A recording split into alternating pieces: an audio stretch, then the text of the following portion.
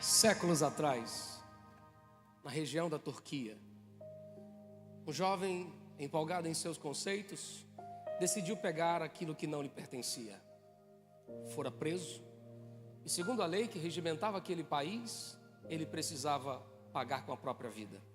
Era um ladrão, estava tomando o que não lhe pertencia e, sendo provado os seus erros, ele agora está preso, aguardando o dia da sua execução. E enquanto ele estava lá, aguardando o dia da sua execução, distante, quilômetros distantes, havia um pai aflito, porque a última vez que viu a face do seu filho foi quando ele disse: pai, me abençoe, eu estou indo para a cidade grande trabalhar, conseguir alguma coisa para poder ter uma família e então poder te ajudar. E já haviam se passado meses e nenhuma notícia o jovem tinha dado ao seu pai. Enquanto o pai aflito esperava por notícia, o filho que havia saído de casa tinha tentado de tudo e desesperadamente tentando e não conseguindo, por conta da fome, por conta da situação, ele começou a agir como um ladrão. E foi por conta disso que agora ele está preso. Não há ninguém que possa tirá-lo de lá.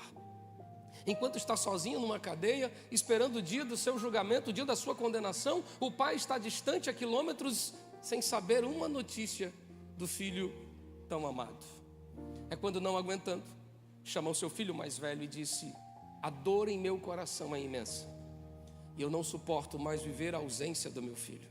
Vá a terras longínquas, a lugares distantes, procure-o até encontrá-lo, traga-o de volta para o meu colo. Eu sinto saudade do meu filho, eu sinto saudade daquele que um dia eu embalei em meus braços e que saiu à procura de uma vida melhor e nenhuma notícia foi capaz de me dar. O filho mais velho, decidido, saiu a não voltar enquanto não encontrar o filho amado que estava perdido. E um dia, já cansado de ir a tantas cidades, cansado de ir a tantas casas, a tantos lugares procurando, ouviu um burburinho de uma multidão que estava reunida numa praça esperando a ordem da execução. E ele, movido pela curiosidade, se aproximou e quando olhou, viu, era o seu irmão mais novo, que há anos havia saído de casa, que cometeu erro por causa das suas circunstâncias e agora estava pagando caro por isso. Seria morto naquele dia. Amarrado a um madeiro, lá está o filho mais novo, prestes a ser executado em praça pública, pois a lei do país dizia: errou, pagará com a sua própria vida. Quando ele viu aquilo, ele só lembrava do grito, do clamor do seu pai: traga meu filho de volta. Então, ele pensou por uma fração de segundos o que fazer. O que fazer para resgatar o meu irmão mais novo?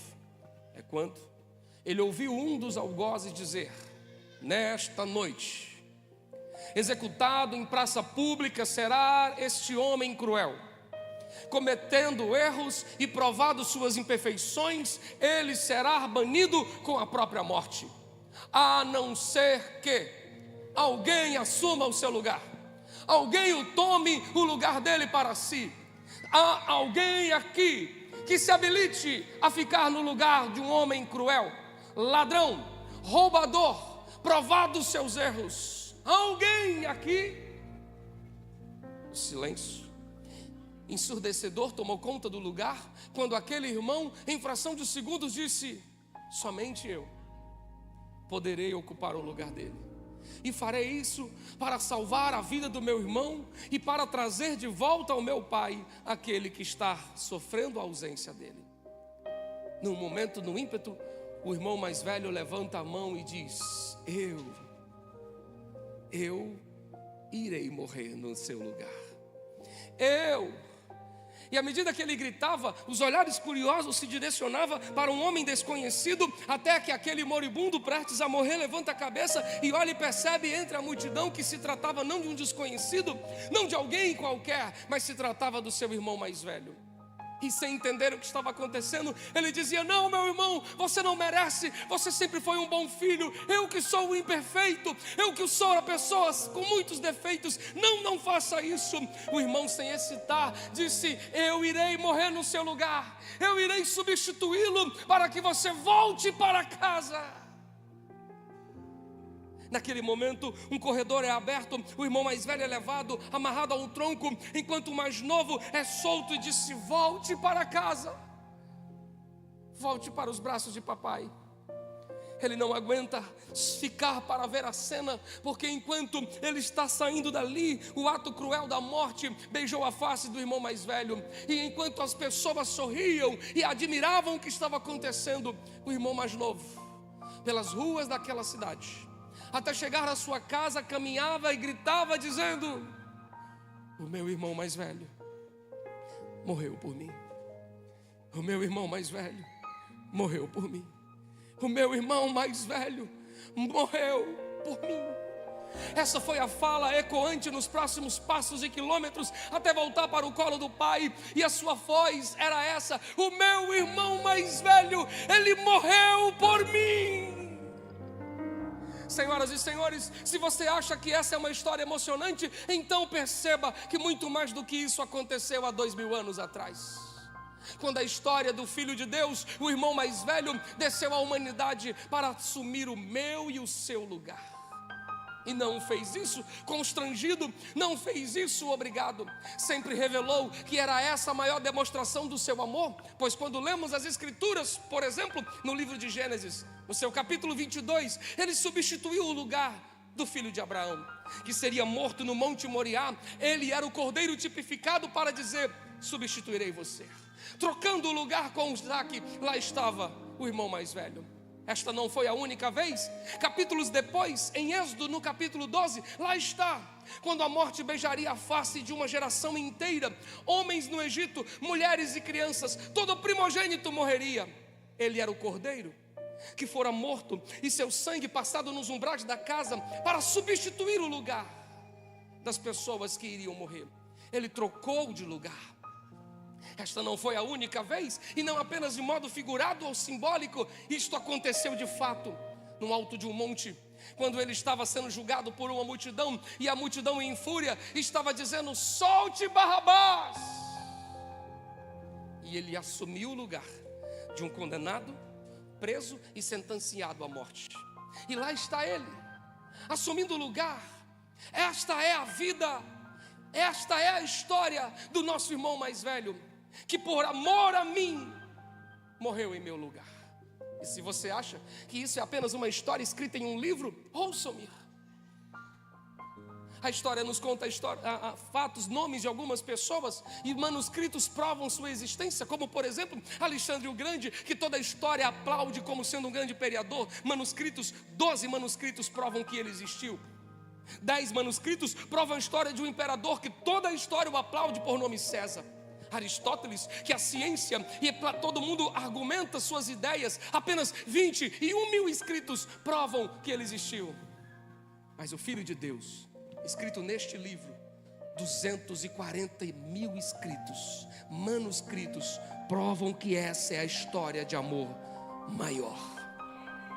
Não fora contada para fazer criança dormir, não fora contada para amenizar a dor do sofrimento. Esta é a história real de alguém que morreu em meu lugar, de alguém que morreu em seu lugar. A pergunta a se fazer agora não é se esse amor é real, é o que você tem feito diante disto. Ele assumiu o lugar de pecadores, ele assumiu o lugar de pessoas improváveis. E agora o que essas pessoas fizeram? Maria, a Madalena, a mulher que era possuída por demônios, esta, grata por ser livre, ela deixou tudo e seguiu a Jesus. O gadareno, que vivia preso a cadeias, às algemas, e vivia nos sepulcros porque todos tinham medo dele, quando viu o amor de Deus substituir o seu lugar, saiu por toda a região dizendo isto: o meu irmão mais velho morreu por mim. Zaqueu, o cobrador de impostos, o homem de uma vida dúbia, estar agora descendo de uma figueira, recebendo Jesus, e depois arrependido, colocando sua vida em ordem. Eles reconheceram e eles retribuíram isso. Então eu lhe pergunto: o que você tem feito diante deste amor? O que você tem feito diante do que Deus tem feito por você? Eu estou assegurado de que Deus me ama. Eu estou seguro de que Deus ama você. Mas eu não tenho a mesma certeza se nós o amamos. Porque nós o trocamos por um copo de bebida, nós o substituímos por um trago de cigarro, nós o abandonamos por uma noitada com uma garota, nós o deixamos pelas jogatinas, pelos jogos da vida, pelas coisas que o mundo apresenta, e nós nos tornamos mais indignos, mais impuros do que Judas, que o troca por 30 moedas, nós o trocamos por coisas mais baratas. Não pode continuar assim. Retribua este amor. Ame-o, pois a expressão de Paulo, o homem que por tantas vezes perseguiu e agora tendo um encontro com Cristo, a sua expressão é essa: o seu amor me constrange. De modo que se um morreu por todos, todos deveriam viver por causa deste um. Viva por causa de Jesus, viva para Jesus. Que Jesus não seja uma lembrança em seus lábios, uma história contada no Natal, recordada na Semana Santa. Que Jesus seja o Senhor, o Salvador, o Deus da sua alma. E como o cântico de uma jovem donzela que recebeu a notícia de que seria grávida do Salvador, ela se prostra e diz: a minha alma engrandece ao Senhor, e o meu espírito se alegra em Deus, meu Salvador. Na noite de hoje, uma mensagem é trazida a você, nos cânticos, não de anjos, mas de pequeninos, na voz, não de coros celestiais, mas vozes doces como dessas crianças, para dizer: deixe Jesus nascer em você. Deixe Jesus nascer em você. Não, pastor, eu estou ocupado demais, eu não tenho tempo para isso. Você sabe, e minha vida, e isto, foram por causa de palavras assim, que o Salvador não tinha um lugar para ficar, e na manjedoura o colocaram, porque as casas estavam ocupadas demais. Como está seu coração, moço? Como está seu coração, moça? Ocupado demais? Por favor, não faça isso. O Filho de Deus desceu do trono para habitar no seu coração. Mostre em atitudes que este amor valeu a pena. O grito do irmão mais novo era esse: o meu irmão mais velho morreu por mim. Que troca foi essa? Que troca foi essa?